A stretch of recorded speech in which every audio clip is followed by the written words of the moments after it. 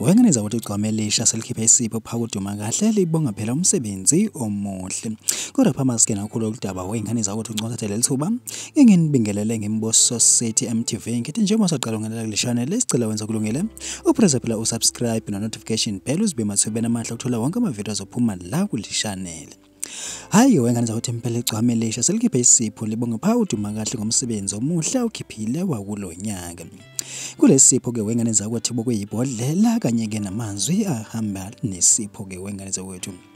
Kanti ke uye waqhubha ke wengane ukuthi pha Igcokama Elitsha lathi ke impela ke engomhla ka3 ke sonke isizwe siyobe sigigitheka uthi nje cha uyathembisa ke inkosi impela.